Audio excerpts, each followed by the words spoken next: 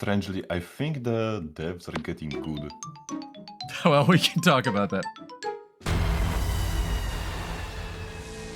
What's up, dude? It's the first time we've actually talked.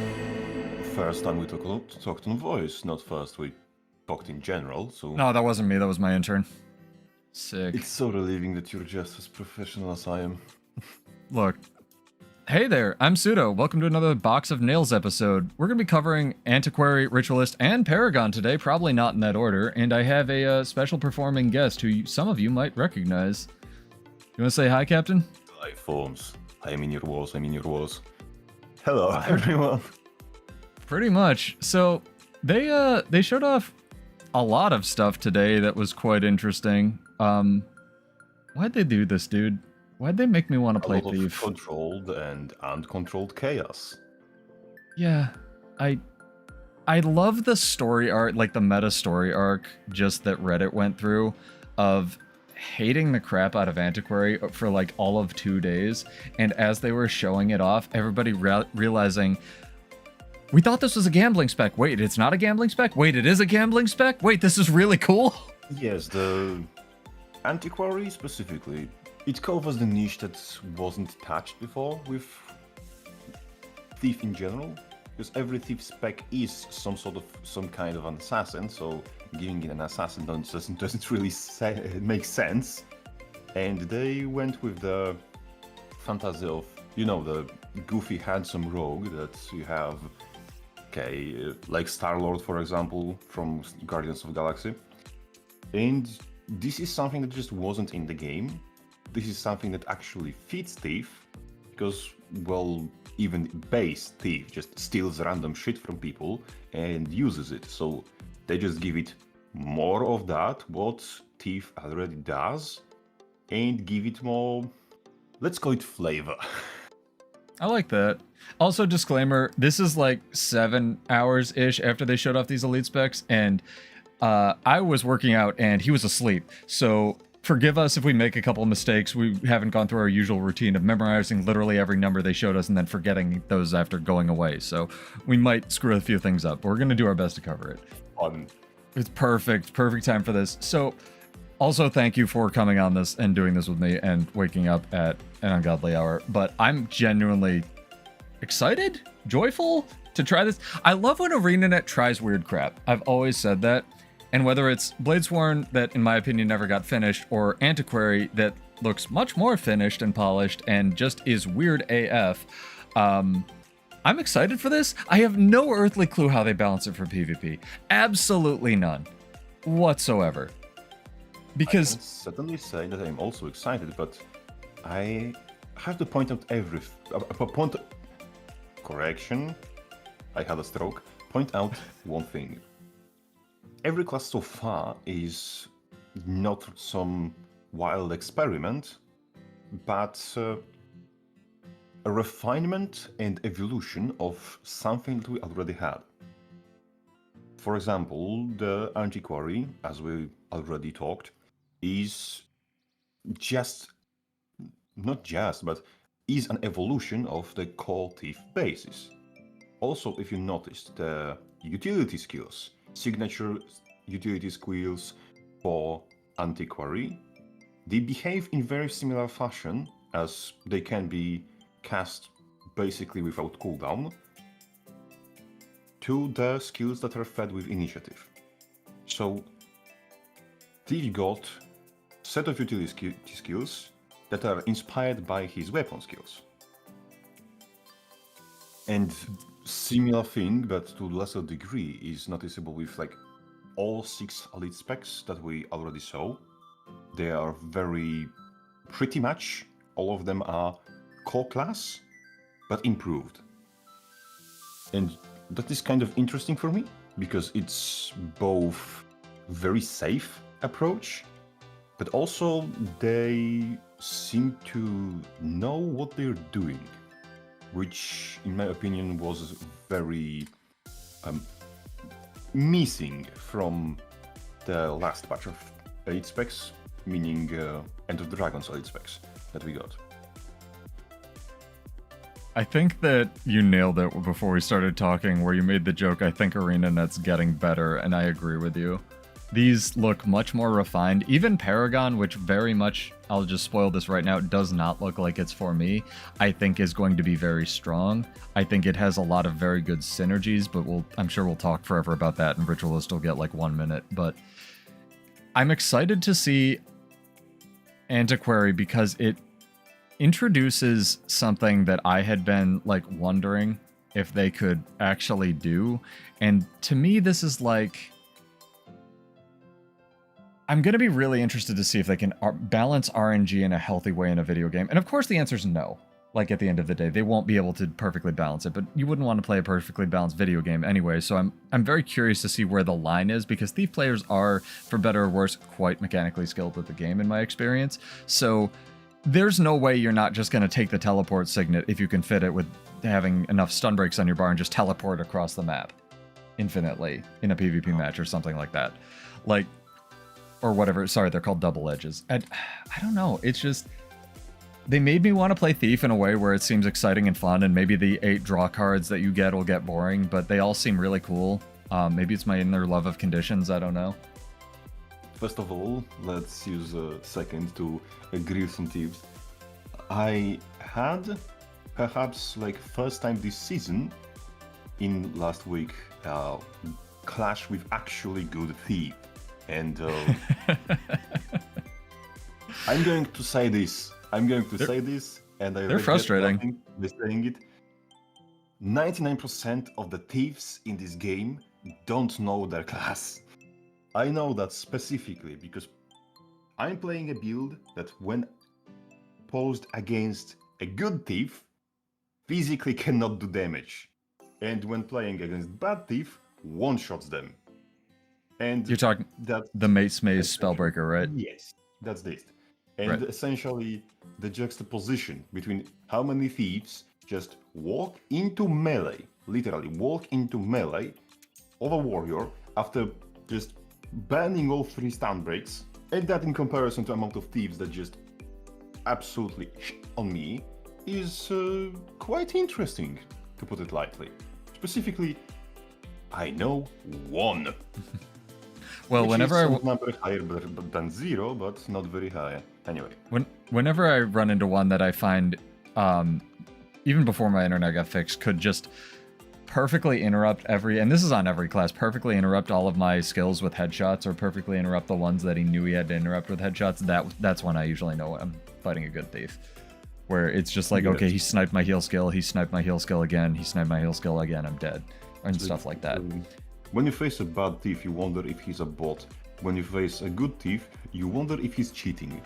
Yeah, and I'm very terrified for the fact that they get not 1, but the possibility of 2 more movement skills, one of which is a stun break, but it's definitely going to be interesting, to say the least. I don't know. I don't have any idea. I mean, it already feels like fighting RNG when you're fighting a thief sometimes, so we'll see if the... Yes.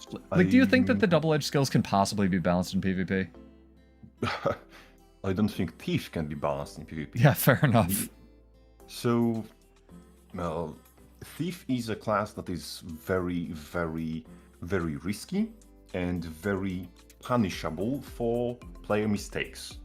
But when player does not make mistakes, the class is absolutely ridiculous. So, double edges at least put that air of randomness, where player will eventually be punished for something, even if he doesn't make a mistake. Or call gambling on your cooldowns a mistake, but... It's only a mistake if you lose. Yes, it's only a mistake when you lose. But what I saw with the double edges is also somewhat... how do I call this? I think it's the best way you could design skills that are supposed to punish the player. Because the reward is tempting, to put it lightly, but the punishment is also not the end of the world. If the player, for example, uses the Screed Cannon and the Screed's Bagushes himself, first of all, you get telegraphing and option just to walk out of it and dodge. And secondly, it still does damage to the enemy. if enemy is in the place, of course. When your shield blows up, it still does damage to the enemy. When your teleport fails, you still move. You still traverse the distance. Right. So those are not punishments that I would deem too disruptive to players' general gameplay. And if Thief is wary of those problems and has remedy and the ready, for example, has spare stun break for the knockdown on teleport, they will be absolutely able to play with, while still play around essentially the difficulties caused by potential punishments. Interesting thing, in my opinion, however, is the healing skill, because with healing skill, not getting the quote punishment is the punishment, because it heals like 4 times less than the base skill is pretty much, it seems to be just for condition cleansing, because it has the same cast time as mending, but cleanses 1 condition and heals like 1600 healing, which is comically low. In PvE. And in PvP the numbers might be lower, by the way. I feel like Thief is so overloaded with their heal skill that it doesn't matter which one you take. They all essentially function the same way. And this is just kind of that. Colloquially speaking, if you are trying to heal in a pinch with double edge and you just keep getting the small heals and you're just chugging, but you can't get the pop, you're going to lose a lot of time. But as a cleanse, you can pop whenever, like every time you go into stealth, because the cooldown does not exist. The cooldown is a lie. That is also potentially very tempting utility, to put it lightly, because it's a free cleanse for free. Right. The thing that scares me the most about this, as well as a lot of these specs, including especially with like Necromancer now having stability on transfusion, is I think that we were talking a little bit in the Discord, some of my friends before this, and they're doing this thing where they are taking away weaknesses that classes have historically had, whether it's range on Warrior or whether it's not having stability on Necromancer. That obviously already happened with Catalyst, or not even having movement speed on Necromancer. Like I don't want all of every class's weakness gone. Like even Warrior got resistance and it used to be super susceptible to blind, and I'm really afraid that stability on Thief is going to really, really make it hard to deal with. Yes, but consider this, we are playing from and thinking from the perspective of quote-unquote warrior mains. True. And what I can say is that Necromancer against, for example, double mace Spellbreaker, without that stability would be pretty much unplayable. And there was a time where average Thief, not the absolute demons who do it right now, but average Thief could fight on point and contest a node against a Hammer Warrior and kill the Hammer Warrior without taking damage. Right. So, mainly because of blind spam. So, some of the weaknesses being covered are weaknesses that are so drastic that genuinely prevent gameplay. Right. So, those weaknesses disappearing, I'm happy of, because that means that more people actually get to play the game. Right, I do agree with you. There's probably space between like 0 and 100% stability, right? There's a number between there where you get to play the game, but you don't get to cheat the game, is my point. And that's just, we're saying the same thing. Unfortunately, the problem I see is that some classes were balanced previously around having those drastic weaknesses. And now when their weaknesses are gone, the classes overperform. Like, I don't think I need to point fingers, but there is a class who got stability on staff 5 and suddenly became a monster. And I think that there was utility somewhere in Paragon's kit that the cooldown of ability gets increased when you stun break. So it's small when you don't stun break, it's twice the length when you stun break. I'm scared. I think similar thing for example, there's 50% longer cast time if you hit both enemy and yourself with Mark on Necromancer stuff with Transfusion. That's an example, a speedball of what I think would help balancing that specific build. Because the amount of stability Necromancer currently gets, on top of a skill that fears, is AoE, can be left on the ground to wait and take down the cooldown as a safety net for self, and which will grant stability, and its base 30 seconds of cooldown. That is very low for something that is a weapon skill and has all of the utility mentioned. Not to mention there is a trait that makes Max unblockable by default. So there is a bit of power that could be shapen off there, and that in lesser degree applies to all Marks with Transfusion. Transfusion in general is very interesting, something that I would like to stay in the game, but to a lesser degree of power.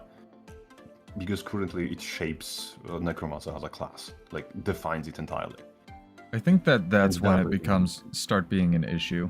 Or you stop building Transfusion around Necromancer, your build around Necromancer, you just start building your build around Transfusion or something like that. Yes. You stop building Transfusion on Necromancer, you start building Necromancer on Transfusion. Exactly. And that's when the issue begins. But so we'll return to Necromancer later. Yeah, I hope you enjoy refreshing your healing, speaking of which. Yes. Let's give Antique Man you one more passing glance. Sure. I like it a lot. Do you think that the entire outrage is purely based on the vibes, or do people have like one genuine complaint against the functionality of the spec? I'm gonna have to think on that one. I might get back to you. Oh, no. The only complaint that I think is valid with the spec is the one that they addressed in, just for my 8 seconds of thought here. The only complaint that I've heard that might be valid is for your PvE benchmarks, one might be 80k and one might be 20k based on RNG. But when they showed off the traits, it really got me warmed up to all 3 of these specs, because your traits actually do something on all 3 of these, which I really, really, really like. And for the Thief one, especially for Antiquary, they really let you customize the kind of RNG you seem to be leaning into. So if, you know, you need 10 Antiquaries to finish Ura CM or LCM, yeah, that's a problem, right? If that's the new benchmark. But if there's a way to mitigate that, then not so much. I think it's more just the gambling spec everyone didn't think they wanted. I don't think the Thief will ever be the top PvE. It'd be funny. With Antiquary, it actually gets somewhat of a passing chance. Because of that controlled randomness, controlled chaos, which is kind of one of the better approaches they could take. Because the chaos and randomness is fun, but it's fun when you get to know what you get before you get it. Right. So when you steal, you always get something, but you get to pick between 2. So therefore, you are not at the mercy of whatever you got. You know what you get first, and you can just refuse to use it if you don't like it. And it is a 1200 range steal. It's pretty far. Yes. And the same comes with utilities. If you don't like the risk of backfire, you can just use skills when they are full on cooldown. And essentially, that's it. I think this is definitely going to be a try it and see one for me. I'm gonna have to see how it feels. Randomness, but randomness is present. It's looming. It's tempting, and it's best kind of randomness. And the traits are, first of all, the chaos control essentially is very present. It's very good. I like it. But also, this is probably going to be numerically tankiest of specs for Thief, because you notice how much barrier it can generate? I know this PvE numbers, but that's kind of interesting for a Thief. I'm always afraid of barrier. Yes, they're actually going to have a health bar to levy against both those punishments and their opponents. They are going to be able to tank a solid hit. We'll see. I think that a 20-second cooldown, because it was on the elite skill and the utility skill or something, or the heal skill, and they had separate cooldowns. I think, yeah, if they can absorb 1 or 2 hits, I think that's more in line with what barrier was originally intended to. Again, the problem I have with barrier is not when classes have it, it's actually the entire design of it, because I really enjoyed it in POF when it was in the alpha, when it was it was like 7,000 health and only lasted for 2 seconds instead of 3 to 5,000 health and it lasts for 5. And it just becomes a second health bar. So, I don't know. Well, again, that's a see how it plays for me thing. But one thing I noticed quickly is that they have traits specifically made to facilitate weapons that have high initiative cost. Because didn't they have 15 initiative baseline? Was that correct, or am I imagining things? I can go over the... Either way, they have a trait that automatically steals when you spend 15 adrenaline. Initiative. No, he has trickery on here. 3, 6, 9, 12. With 0. Yeah, he has trickery on. So, do 15 with 3 kill. But coming backwards. When you spend 15 initiative, you automatically steal from an enemy. Right. There are weapons that get to 15 initiative very quickly, like staff, like shotbow 5, for example, and those kinds of weapons. And that's automatic steal. You give initiative back to yourself whenever you use the stolen skills. So I almost see thief builds which are just evading with weapon skills like staff 5, double dagger 3, to just dump adrenaline and auto steal and use those stolen skills. Just infinite chain of evasion bullshit. Bullshit. Especially considering a bunch of the stolen skills also have evades on them. Yes, but the stolen skills themselves, I think, were the star of the show, absolutely. They're pretty cool. From the guitar, which actually gets you to slam someone with an instrument.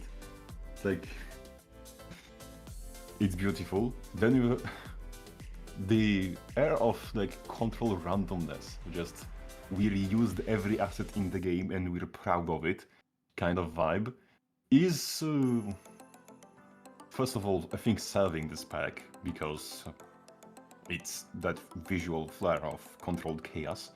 And secondly, did you just notice how chock full of utility in comparison to the rest of Thief in general that thing is, and can dump that utility on the move? Right. It seems pretty cool. Skills and is a leap skill, so you can use it into smoke fields to generate I don't want. You have fucking projectile denial, you have CC, you have stun breaks in this. There's it's a lot. Actually, a lot of utility. I think this will facilitate playstyles that actually, what's his name? I'll be very facilitate people who are complete cretins and want to play Thief without stealth. Oh, that's me. That's what I think. Yes. I think that this is. I've always the reason I never I always loved Thief's initiative system, which is why I'm not biased at all that they put it on Gale Shot. I understand. But it's always been really interesting to me, because Revenant was actually designed originally in a very similar way, where it was only supposed to have one weapon, but then the weapon skills were going to have much lower costs to them, and or energy costs rather, and be more spammable. But I like the Thief initiative system. I don't like the only Thief build that has ever existed in this game, which is go into stealth and then kill somebody for not being able to play the game. This I think is just going to be fun for me. But again, we'll see. I think I'm it going to be will really... I think it will be net positive for both parties involved Yes. when it comes to fighting thieves. I think that I'm going to be very interested to see if and what actually gets nerfed as a pain point on this build or this class. But yeah, we'll see. All right, you wanna go on to our boy, and I'll just like get up and go away and get a drink, and you can talk for 20 minutes. First patch note on after beta, we reduced Screed's cheek size. Yeah, for real. So, how much do you want to bet that Paragon has commands so they can introduce some kind of broken AF relic for Ranger? I don't know. I think that's me I being think cynical. What's going in my mind is something I couldn't check because I was asleep and checking facts in the game while in your dreams might be somewhat irresponsible. Should have tried harder. Do commands work with shout traits? Like shout relics? No, they specifically do not. Good. Thank Lord. Yeah. Because I was like for a moment thinking how does interaction would work with Trooper relic, with what's his name, with relic of Reaper, etc. So we have one terrifying thing behind us, thank God. Please stay dead. But I do not think there will be relics in general relating to chance. Not chance, sorry, but chance, commands. Commands, yes. Another stroke. No, it had literally happened 7 hours ago. I had to look all this crap up because they didn't even explain the motivation thing really on stream. And I was like, okay, wait, how do you get motivation? Like, what is this? This new weird resource? Motivation, you just press button right. when you get motivation. You press buttons and stuff happens and you get motivation. It seems to be a fixed I number for every chant, and the burst doesn't seem to grant motivation. Which is funny because like I'm looking at tooltip of motivation. Oh no, motivation. It explains it on the first. I'm looking at Chant of Freedom currently. Like there does not seem to be written on tooltip where and how much motivation it gives. I think it's on their first adept trait, like the one that you get for being a Paragon, is where it explains it, and he just completely glossed over it. That's near as I can tell. There was 4 written also. Near as I can tell, how you get motivation is you hit stuff with burst skills, and your F2 through F4 count as burst skills, but they only hit allies. So if you hit 2 allies with an ally targeted, unfortunately. What, the F2 through F4? You get motivation. You get 4 motivation for activating any of your chants. Okay. That's basically this. There we go. Burst skill, like hitting a burst skill does not grant motivation. God, I wish he had explained this on stream. Yes. For some reason, also skills 4 and 5 of your weapons were supposed to give motivation. I hope they don't do that. I can double check. I know they are. They said that. I went back and watched it, but you know what's going to happen, right? Every Paragon is going to run pistol and do 5, 2, or 4, 4, 5, and then just spam the 5 on a 6-second cooldown as they run toward you to motivate themselves. They have already addressed one concern regarding pistol 5 already. They can just do it again. That was my other concern, is staff 4 and pistol 5 are both stoke cancelable. Yes, and what I think is I still think people will not be running pistol because like, sorry to put it this way, but pistol is kind of garbage. Yes, it is. Like the only real utility from pistol is just generating ages, because the damage from it is, oddly speaking, barely more reliable than 100 blades. So, of course, it misses more than it hits. So that's why pistol was completely shagging dead, and it's a quote-unquote movement skill, so it doesn't work with quickness. So you can't even be free from it earlier. And so the pistol was completely dead, gathering dust like a piece of crap it is, until someone found a game-breaking bug. And without game-breaking bug, I don't see pistol being utilized for more than a meme. Because currently it's balanced around being a meme. We'll see how strong the motivation scaling is, I guess. Like, I had to look this up. I want to bring it back to Paragon. Obviously, I think that the strongest just thing existing on this site, first off, I think only using your burst skills with 1 bar of adrenaline is exceedingly underrated, considering you're going to have 3 now. 3 bars of it.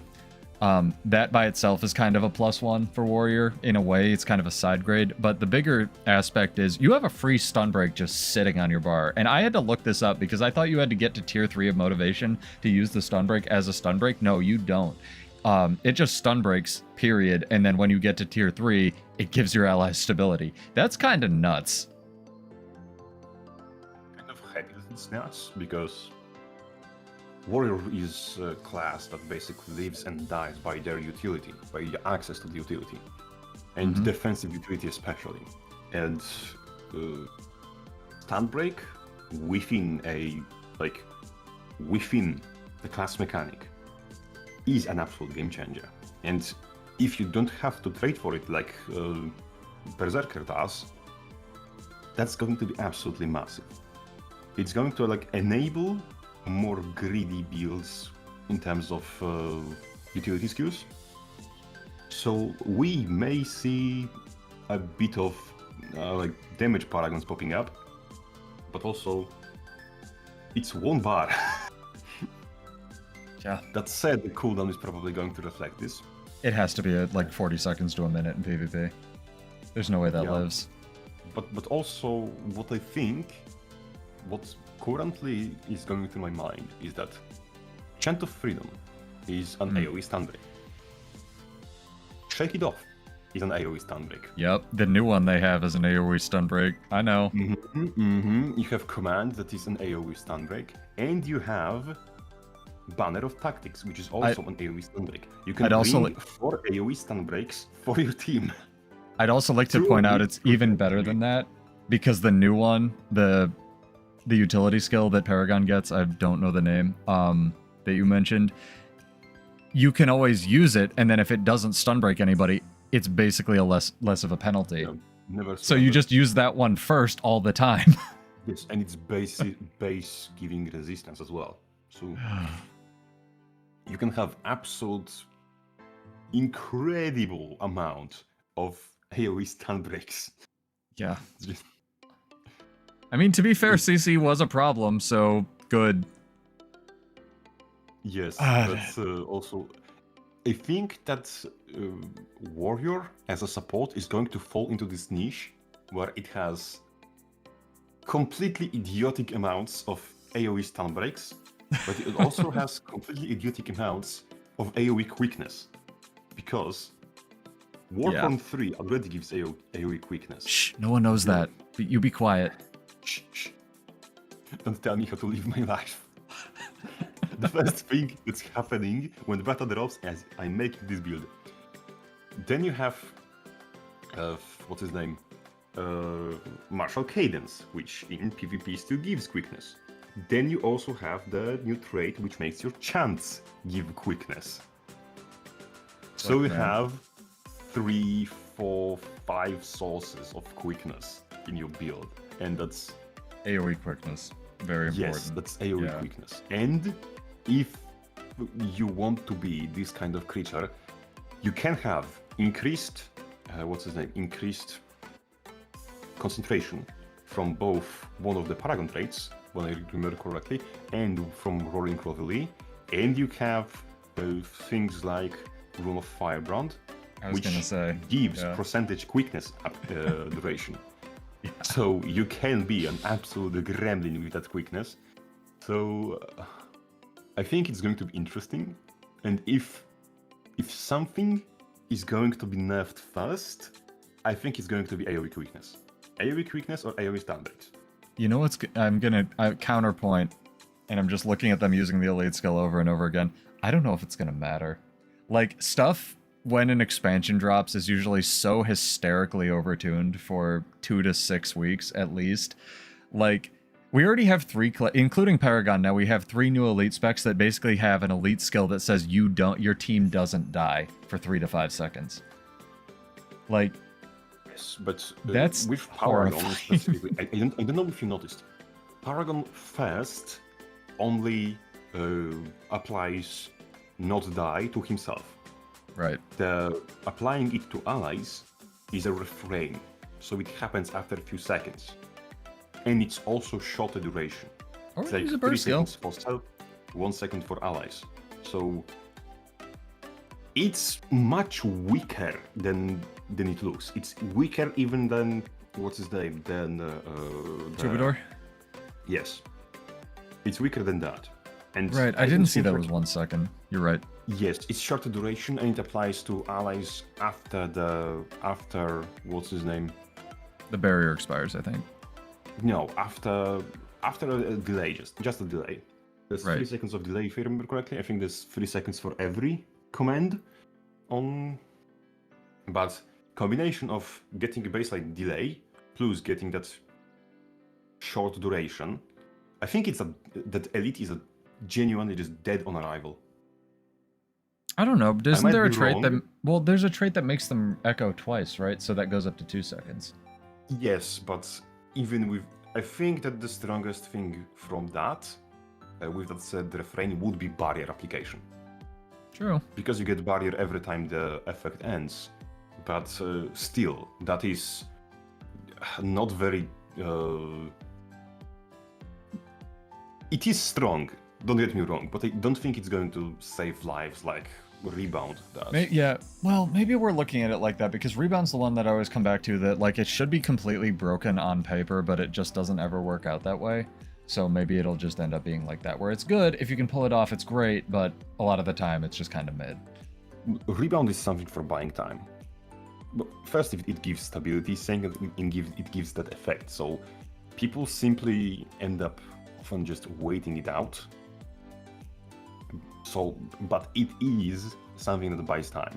And for something that buys time, a skill with a built-in delay is not necessarily something I want to just pop in a pinch when shit goes south.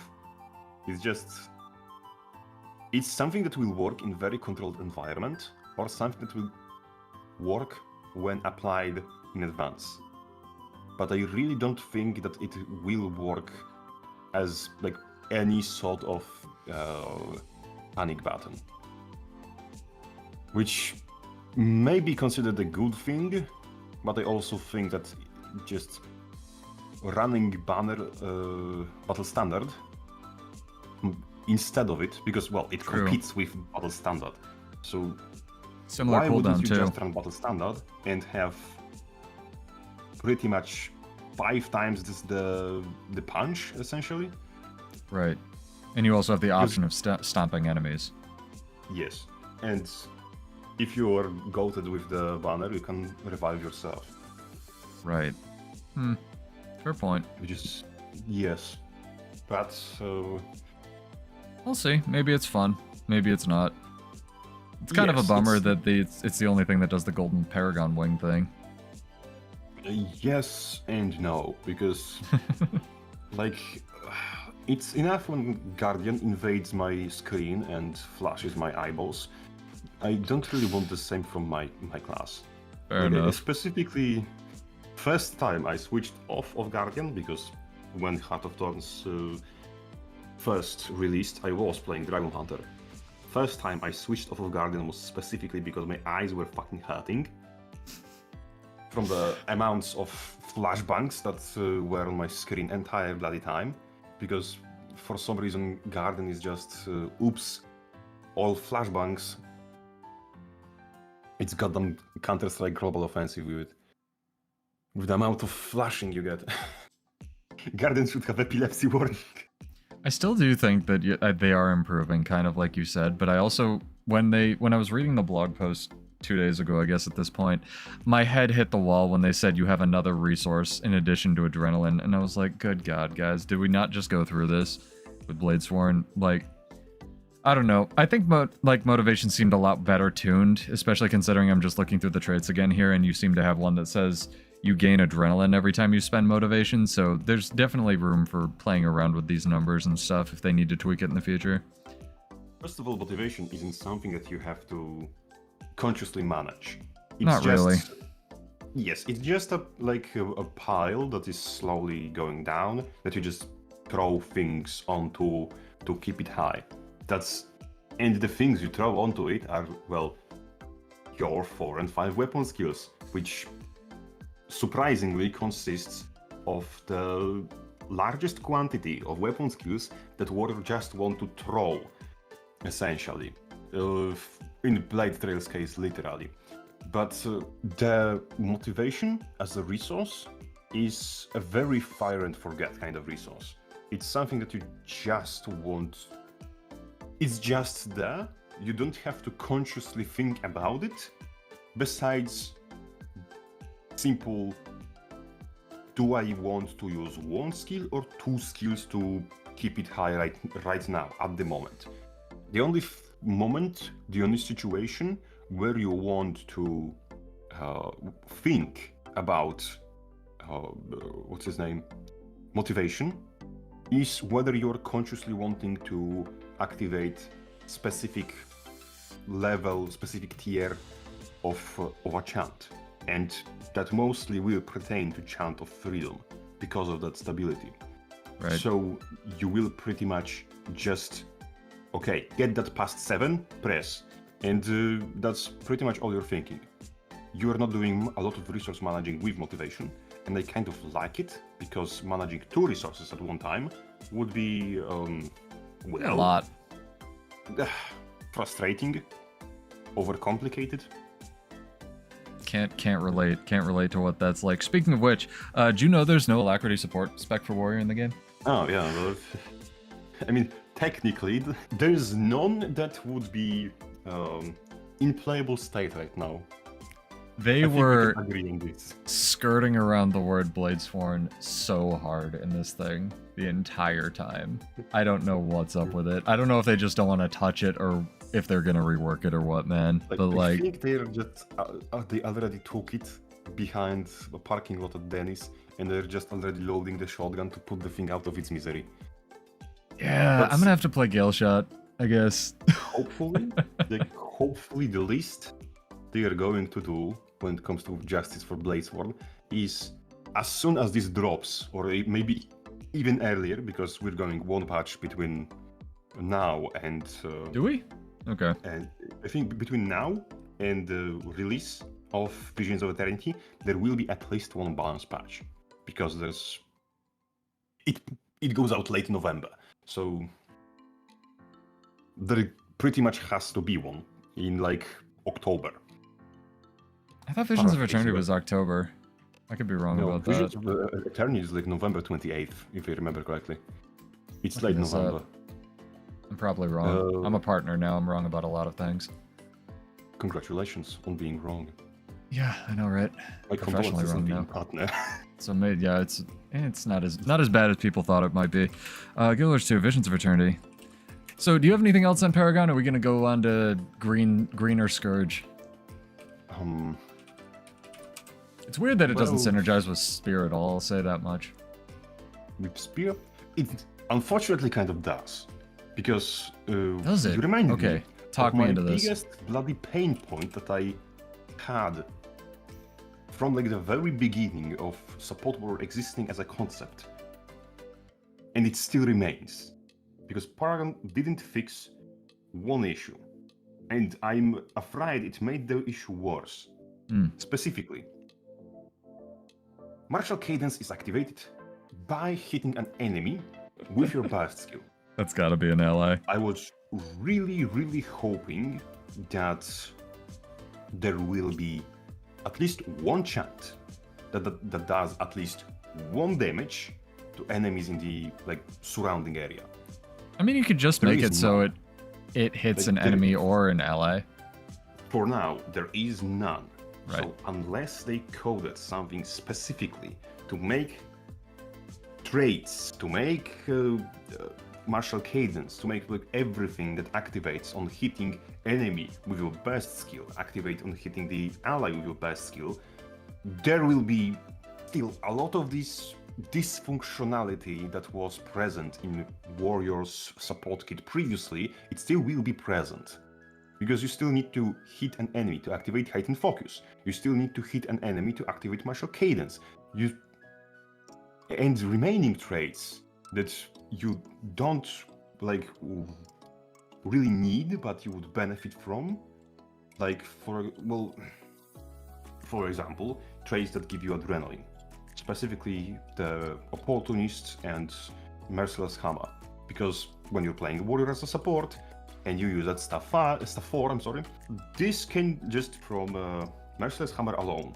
Like if you hit 3 people or 2 people and Ranger's Pet, that's 21 adrenaline. Right. Like this.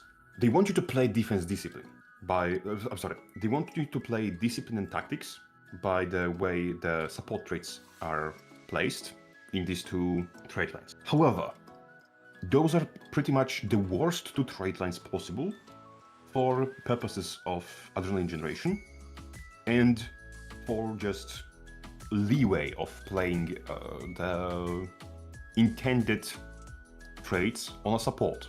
Yeah, that's why a lot of my friends said you just take X's.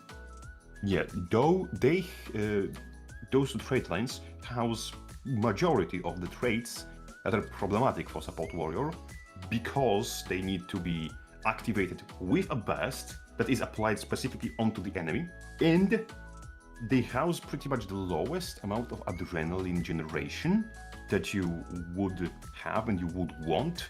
And I don't think those tactics have one bloody trait that generates adrenaline. No, but they might. I mean, just watching this back, they might be aware of that. That might be why Cal was using longbow in the demo, because longbow just has to hit the ground. So they might actually already be aware of that issue. Doesn't activate things like what's his name, martial cadence when it hits the ground. It only activated the adrenal health. Right, it'll activate adrenal health and berserker's power if you took that, but not right. Yes. So I don't know. 2 things that I don't think Paragon will be like as a support will be doing. Because Make sure to give them feedback. Yes, what I think Paragon will be doing is they will just skirt around back to shout healing. Because what you probably noticed is that the all of the quickness application that you have as a Paragon is completely separate from your shouts. So the shout portion of your, let's call it intended support. You mean build. commands, right? No, I mean shouts. Okay, just making sure. Your shout, your vigorous shouts, right, and the that portion of the trait line and the portion of the build can be just slotted into Paragon with 0 repercussions and even less problems than, for example, Spellbreaker has, because Spellbreaker doesn't have F4 stun break. And Paragon also has healing power steroids within him. Right. Like Vigorous Shouts, Paragon has a trait that gives him healing power and additional healing power when he has chant going. So we will just have the same shout healing, but also a chant that heals, a chant that stun breaks and gives stability. You will have better access to boons, and you have just, and goddamn to the limit generates adrenaline. So Paragon is very well suited to play the old shout support warrior build, because none of the problems with warriors or with rest of warrior thing was fixed, and because he will just by default heal more. I mean, maybe they'll touch up martial cadence, who knows? It's a good point.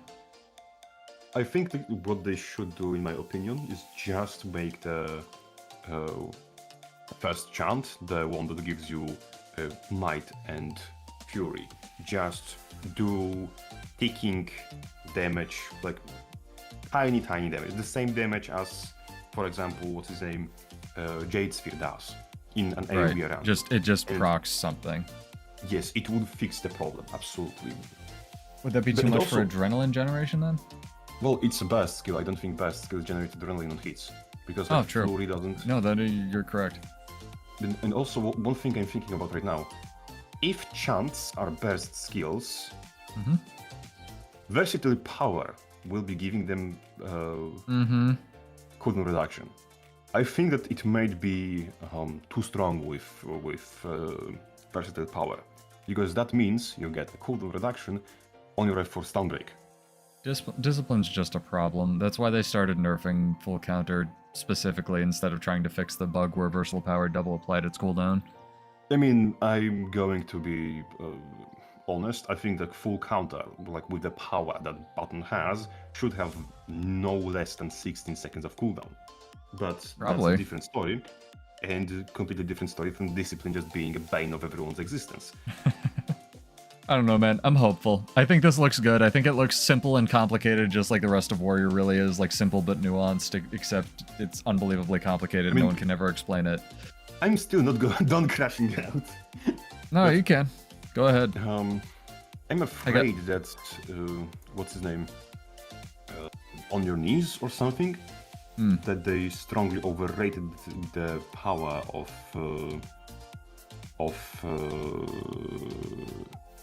like Specialist with the build, because it seems to be this skill seems to be made with a like, pretense pre-made idea that like Specialist is an actually good skill with trait, which I strongly oppose that idea, because I do not think that it's genuinely like worth using over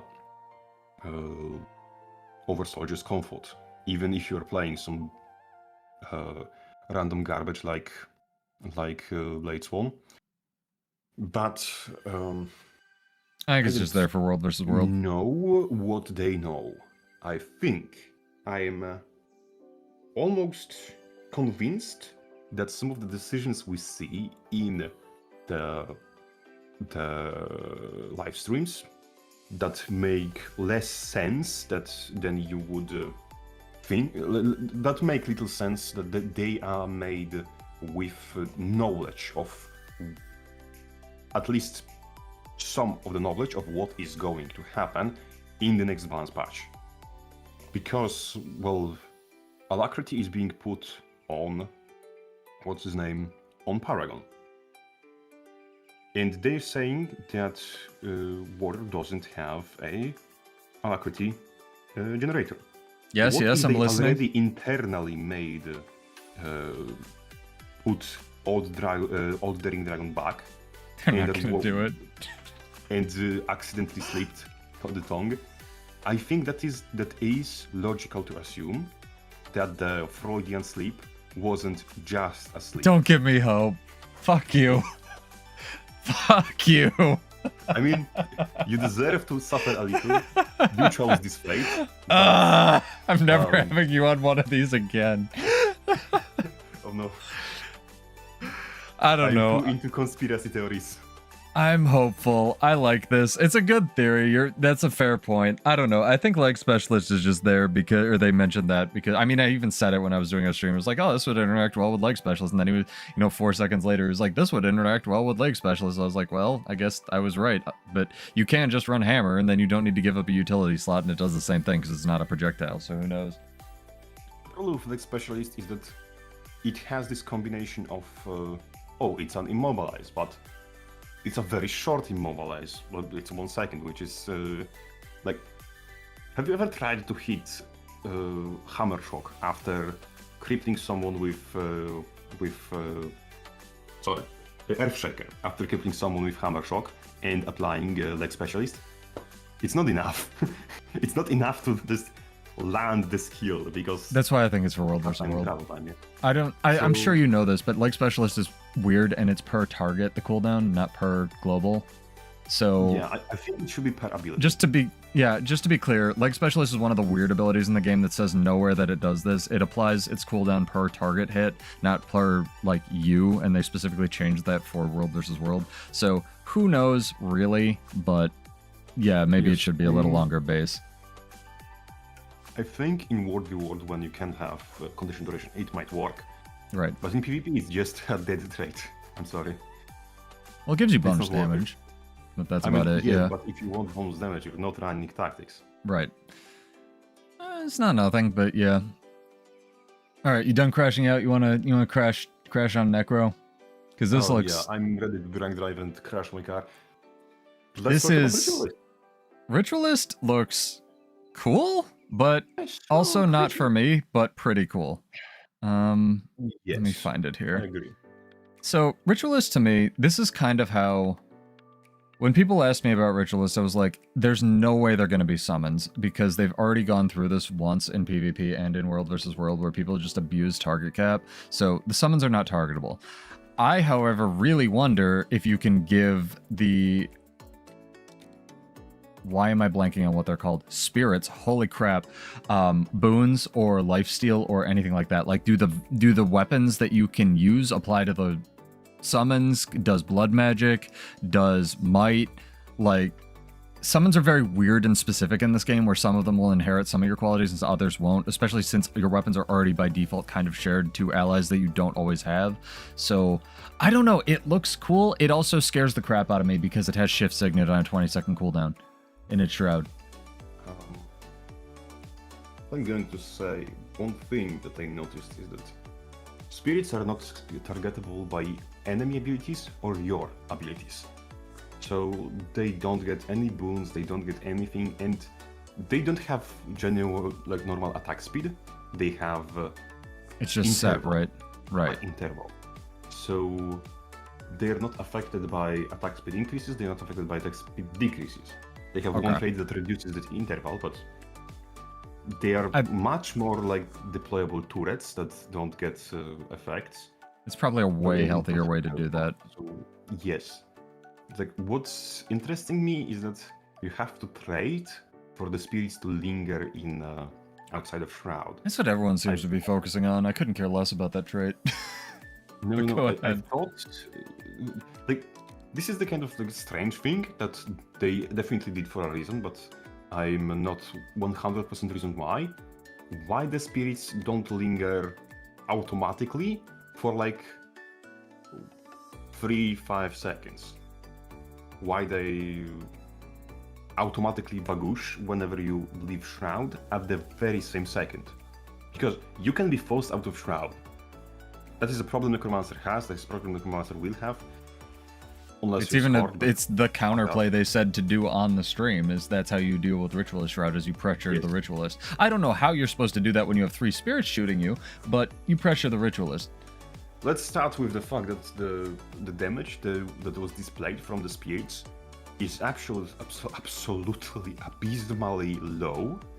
Like, this is not Base, going to be yes. something DPS. But then there's another one that like applies a damage buff that increases your summons damage to the target or something. Yes, but you still have to have 3 spirits out. Yeah, that's true. You have to have that applied, and that can be just dodged. Yeah. That can be dodged, that can be blocked, that can be The anything. projectile was pretty slow, to be fair, so you have reaction time. Yes, and also, it's like, builds that are good at deboning Necromancer when he stands are actually good at deboning Necromancer where he stands. So you are not going to take a lot of damage from spirits in time that takes you to get Necromancer from his shroud into his normality. What Necromancers will have to do to, like, protect themselves in Shroud is just keep the Spirit of Wanderlust for specifically, like, don't use it. Just keep it in the pocket for when somebody jumps on them, so they can just the Spirit on top of them. Right. Because, like, you noticed that the Necromancers have... That pertains specifically to Reaper, actually. Because I'm stupid and I forgot. Reaper is a Necromancer that has Infusing Terror. Infusing Terror gives him baseline stability in Shroud. It is the only way that actual Necromancer can get an actual stability in actual shroud. Fuck you, Scourge, you don't count. Right. Spirit of Wanderlust, specifically killing that spirit, is the second possible way. But for that you have to have spirit already on the field, and you have to be in presence of it, and you have to the thing. So it's a bigger sacrifice for Ritualist to gain stability than it is for Reaper, because for Reaper it's just damage reduction trait. I'm a little confused about what you're saying, because the spirits are untargetable. So you're saying the spirit has to be on the field, and then you need to pressure the Ritualist in order to deal with it, right? No, Ritualist to get stability, he has skills that kill spirits. To just sacrifice spirit to make an effect. For the offensive spirit, it's a bagoosh of damage. For defensive spirit, it's a bagoosh of boons. And for the healing spirit... I see. Okay, so you were talking from the Ritualist perspective. Gotcha. Yes. Continue. So Ritualist can bagoosh his own spirit to get stability. But he has to bagoosh that spirit. So that is sacrifice from his perspective, which isn't present in Reaper, which isn't present in Scourge. Fuck Scourge. But for Reaper, it's understandable because, well, Reaper is the melee thing that goes in melee and does melee things in melee. It's supposed to be scary in melee, so if you have a scary in melee thing that just gets CC locked whenever it gets in melee, it stops being scary. Right. Reaper actually needs bloody stability in Bloody Shroud to bloody function. When it comes to Ritualists, however, there is like mini side quest that you need to do to get any stability in Shroud whatsoever, so you're still vulnerable. Because if you don't have the spirit already on the field, and you get bonked over the head with any CC... You also need to be in range of it. Right. Yes, because you can't kill the spirit before summoning him. And summoning the spirit is an animation that you can't do while you are CC'd, which, for example, Reaper can. Reaper can activate Inflicting Terror while CC'd. I mean, to be fair, they get their 5 movement skill whenever they're not CC'd. It doesn't have a cast time right now, so maybe that's the trade-off. Yes, it's a shadow step in Portrait of Spirits, but consider this, if you're running away from... like, if you're losing a close fight, and you run away, you're taking your spirits with you. It's not like... and they cannot move, so they are almost automatically put outside of range, so they will not continue fighting for you. So that is also something I actually like, that when the Ritualist dips, it dips and takes the spirits with him. It's not like when you use rocket boots on Engineer and the Golem keeps punching on whoever you were punching. They have a leash built into them, even if you take the trade. Right, okay. I see what you're saying. So it is like absolutely... the spirits are much... They're almost seem to be designed to be fun to play against to the same degree as they will be fun to play with. I really like the design of this one, yeah. Yes. That is, I think, the best design Necromancer spec that we had... that we have in Guild Wars 2 right now. I mean, correction that we will have in Guild Wars 2 once Visions of the Eternity dropped.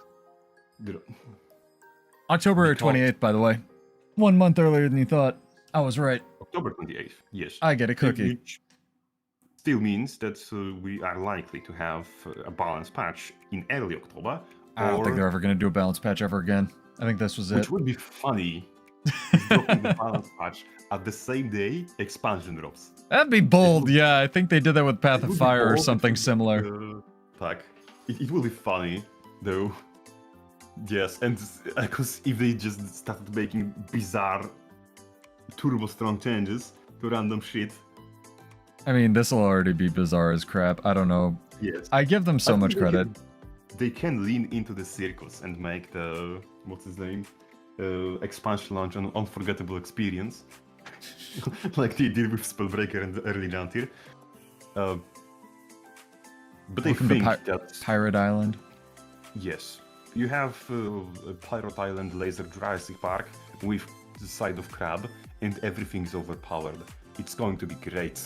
How many bird pets do you think we're gonna get? I don't think we're going to get too many bird pets. I think, I think we're going the to get only tameable thing raptor. will be birds. I think we get a raptor, a crab, and something that's like, I don't know, mini skim or something, you know.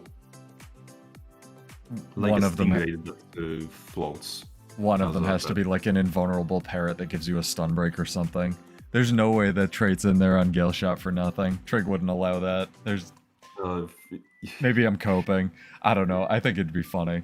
I don't know. I would really just like shit myself laughing if they gave Ranger, what's his name, some bullshit parrot that summons like Thieves Guild of Pirates. That'd be good. The one that I'm really afraid of is they give a parrot one of those scaling AoE stun breaks on its beast skill. I'm real scared of that. And then for some reason, it's also a defensive pet. Like, I think that someone like actually like released bees into Trig's house after they made Jantari bee. So I think What a good idea that was. they are not going to be, pun intended, completely stupid with pets ever again. I think see. they somewhat learned their lesson. I think Bull's we're charge going was to- bold. Yeah, Beast charge was incredible, and it was better coded than actual Bull's charge because Yeah, it I'm doesn't still have salty. gaps in I evasion. know. I know. I know. Run into it in World vs. World all the time. I know. Yeah. I So, think that- what? Go ahead. I'm Go sorry. ahead. I already have to cut this down. Don't feel too bad. What were you I gonna think say? if we're going to have to receive pets, they are going to be more like Chuck. I hope not. I hate that thing. But I know what you're I saying. also hope not, but I think we will. So what do you think about the weapon, the shareable venoms or whatever they're called? Because one of the elite skill is a stun break, which I don't know a lot of people caught. Yeah, they, Which is something Necro kind of needs because it doesn't really have it anywhere else on the kit. Like it gets shift signet, but the meta's so CC heavy. I don't know. It still has a like minute and a half cooldown or something. The weapons specifically, they haven't really, what's his name? They haven't impressed me, but they haven't disappointed me either. I'm just sitting there thinking like, eh? They are here, like... They're also here. Fair enough. The one that scares the crap out of me, a lot of people thought the Splinter one was going to be really overpowered, the one that does more damage, but has specific stacks for it. That one I think is fine because it's kind of limited, like limited version of the Soul Beast thing that I can't think of because it's 2 in the morning. The Soul Beast Elite. But the one that scares the crap out of me is the one that applies lifesteal to your allies, and then there's also a Grandmaster trait that says that your allies get the full duration of your weapon spells. And lifesteal, for people who don't know how it works in this game, there's a very good reason that the Thief Heal Venom does not steal life, it just heals your allies whenever they strike an enemy, and that's because lifesteal goes through armor values and is basically true damage in this game. So if you basically have a true damage Venom that you can share out to your allies, plus the healing signet that also applies a debuff that does lifesteal to somebody, you can just become a walking nuke for your little roaming party, where you just target a dude and delete them from space. Yes, but... That's the one that consider scares this. me. If you have a roaming party of like 3 people, you're already nuking people from space. That's fair. Because the weapon damage thingy is a utility that, yes, you can give to your teammates, but if you are targeting one guy as a number of teammates, like with coordinated assault, they're going to pop no matter what, unless they like have invulnerability or block or like complete damage reduction. Because, well, this is a game where you can one-shot combo, like not one-shot, but touch of death combo people Right. as a one person on like 7 out of 9 classes. So making numbers advantage even greater advantage is not that big of a difference. I guess it just opens those last 2 up to being Touch of Death comboed, which is really Revenant and Warrior. I mean, Warrior has touch of death combos. No, I mean, I'm just saying, like you said, you could do it on 7 out of 9 classes, so I just have to Yes, assume the 2 are the tankier ones.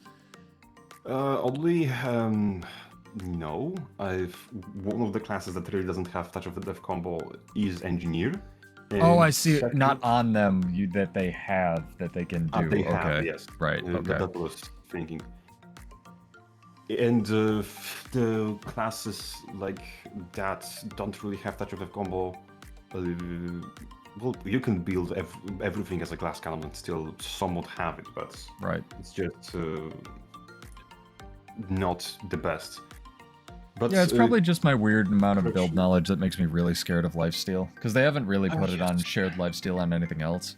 What I think it's going to do, if anything, is not make ganking with your teammates, with teammate players, stronger, but just make summons on Necromancer actually like worth Minion playing. builds.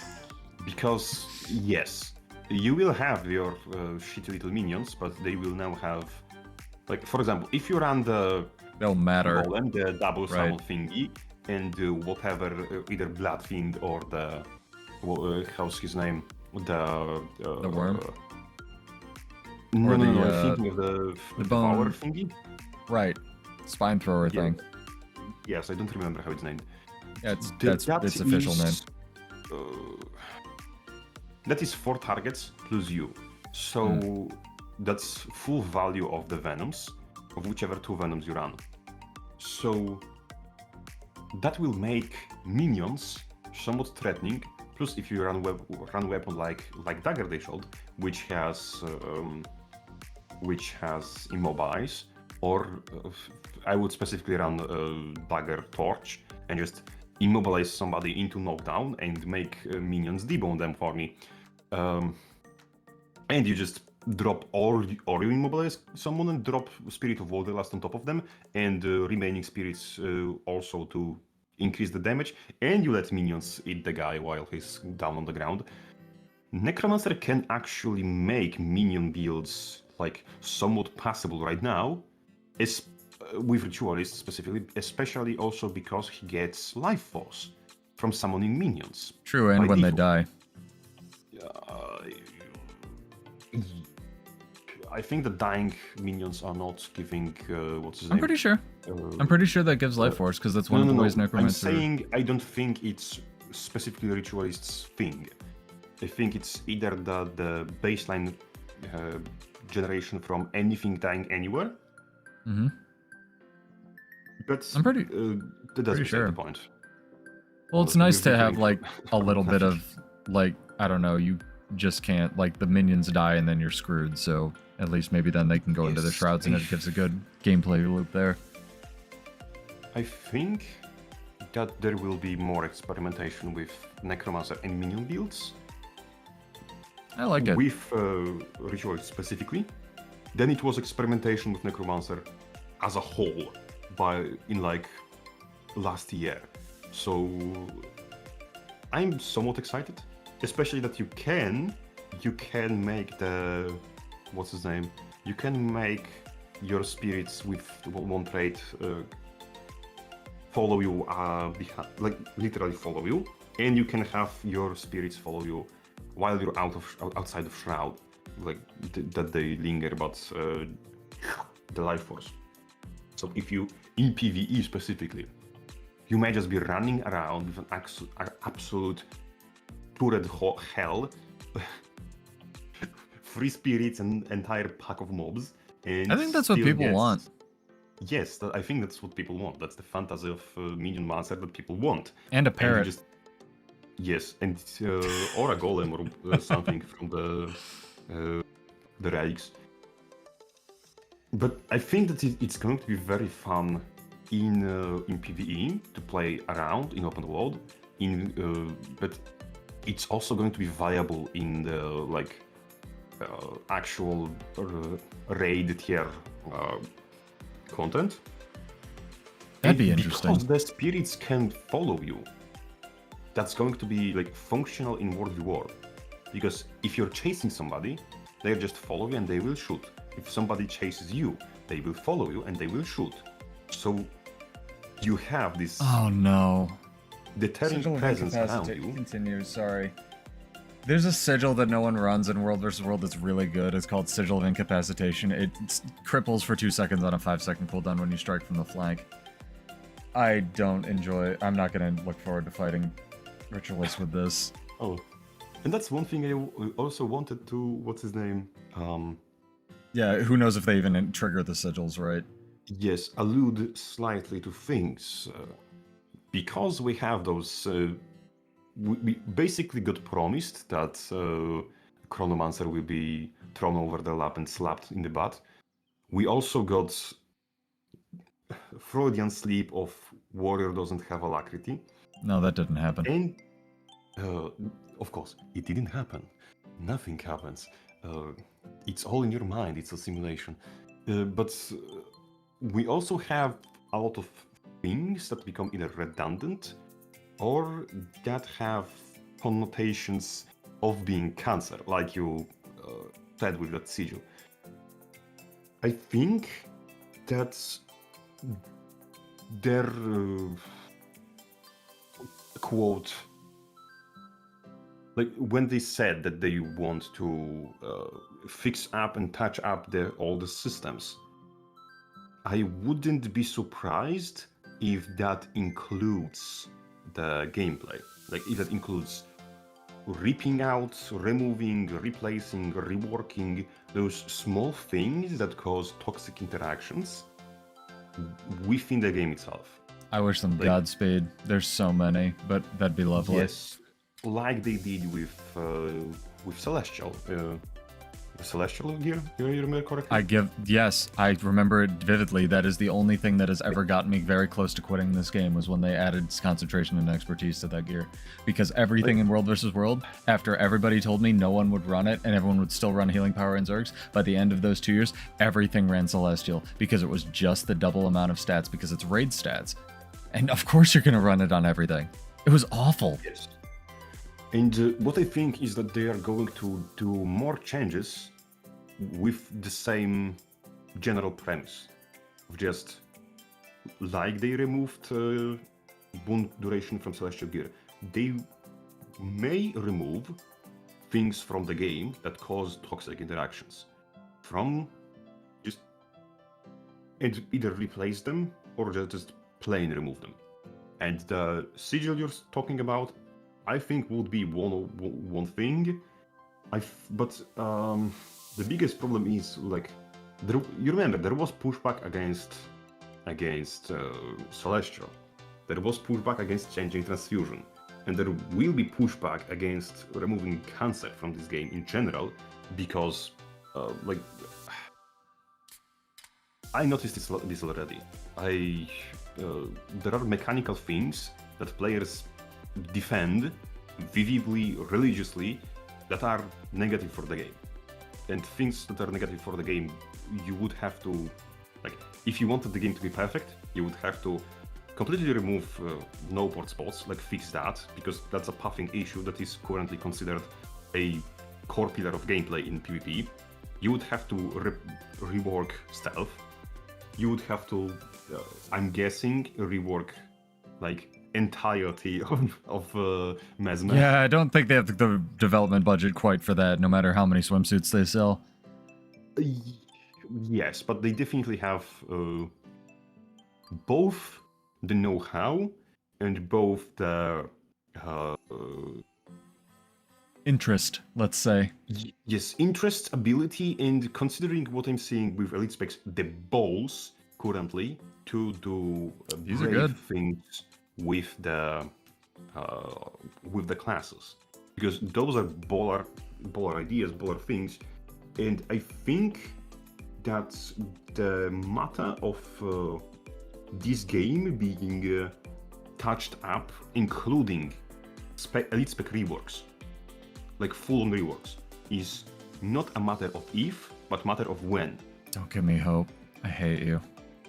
Like, I hate you so much. I don't think it's... don't worry, Bladestorm will not get one. There we go. Thanks. Yes, but I think that the Elite Specs, which are toxic to play against, will be looked at and will end up on the chopping block. Do you have any examples? It's somewhat scary, because I made, and I'm currently playing, a build who is dependent on not letting people play the game. Oh yeah, enjoy it while it's in the game for 2 weeks. Yes, enjoy it while it lasts. But I think that the ArenaNet finally stopped searching for walls with their head in a dark room, and finally found a good direction that they want to follow, and they know what they want to do. they know how to do it. Like they finished reverse engineering what the hell happened 13 years ago on foundation of this game. So, and the spaghettification of the code is being unraveled. I think that we have reasons to be coping right now. Yeah, I have cope. I think they're getting better. Yes, too. We are, from what we see, the coping that we would normally consider unreasonable becomes the more and more realistic, normal human response, and less of a coping mechanism. It's funny because the last one of these I started with my friend, he said the first thing he said is I believe in CMC. And you're essentially saying the same thing, just in a longer way. Like, yes. For how critical we are of this game, both you, me, and other people, we do really just want it to do well, and it comes from a place of love, because this game rules. Like, I need people to understand this. Like, Warrior is incredibly frustrating, and for better or worse, for the last bit, yeah, we've both been made almost an internet identity out of just complaining about our little pocket areas that no one cares about. And by complaining, I really do mean critiquing, because we do try to genuinely provide positive, constructive feedback that hopefully they can action on. And like you said, I do think they're getting better. This gives me hope, or at least hope. Like, they showed off a Guardian spec, and I see like one trait in totality from things that make me want to vomit. And on a Guardian, which is it's pretty good. Surprisingly small amount of things that want me to seppuku somebody or myself or some inanimate object, but in Minecraft. But in general, all of the elite specs that we have right now, seem like good. even if remaining 3 elite specs are complete and total flop that just eats the absolute shit on the way down, falling all the way the stairs to hell, I think we still will have the highest quality batch of elite specs that we got in this game. I'm scared of next week. I think they're all going to be insane. Even if next 3 are complete design disasters, that still will be numerically the highest amount of elite specs that are well designed that we got in single batch of elite specs, period. See, I'm of the opinion that I think the End of Dragons ones were actually pretty okay, but that was back when we were pretending we were doing trade-offs in the game. In a vacuum, now that they've done away with that, I completely agree with you. But that's a story for a different day. Yes, we can always come back to someday. I can get up earlier, you can get up later, and talk about the 9 design disasters that were EOD elite specs. There were totally no problem. There is none whatsoever. Nope. It's not like Blaze1 is still paying a toll on blood for Shoutsworn existing. Look, man, time. I love it. One day I'll get to be a gun samurai. But do you have any final thoughts? These looked good. I enjoyed this. From what I have seen, I no longer want for CMC to be fired. So, aw, that's so sweet of you. That's the nicest thing you've ever said to him. Like, essentially, like, it's like over the years watching someone get good at their job and realizing that they actually got good. It's like watching the growth of a person is interesting. It's heartwarming, to be honest. The character arc is complete now. Do you have anything that you could say that's not going to get me departnered? I don't think I do. All right, I don't think that the CMC got good at balancing is something that will get you departnered. I don't think he got good overnight either, and not to be fair, I don't think I would either. I mean, so over the years, like this is pretty good. We got mace changes last October. We got rifle changes like this February. We got also the dual wielding this February. Might have just been on the back burner. Who knows? That back burner, I feel like, is pretty overstacked. We are on the roll of good ideas, and currently the warrior crying is just because we don't get enough of those. We need more and we need fast. Maybe, And, progress will happen. Yes, only thing that we need right now is for someone to secretly replace CMC's water with white monster, and the game will be happen. Like, Just hire 2 of them. yeah, yes, just clone the guy. All right, well, I'm Pseudo. This is Captain Crabface. Go check out his channel. He does deep dives mostly on Warrior. Predominantly the weapons are really, really good stuff, but he's also had some of my favorites, like his ideas for new weapons and new weapon types that they could ever add to the game if they were going to do that. But instead, we got elite specs, which I'm totally happy with. Cool. I'll be back streaming Monday, Wednesday, sometimes Friday at 9 p.m. Eastern, and you'll be back producing videos, I'm sure, almost immediately about Paragon, correct? Do you have anything you want to plug? Oh. Or do you want to No. get some sleep first? Okay, let's let him get some Crabface, sleep. I'm in your walls, and I'm not going to sleep ever again. Why would There you think go. do? I'm a I'll see- paracausal being. I don't sleep, I don't drink, I don't eat, I don't exist. I'm just in your head. You are talking to yourself entire hour and a half. Have fun with that knowledge. I feel like that a lot of the time. All right, I'll see you guys in Tyria. Cheers. Have fun.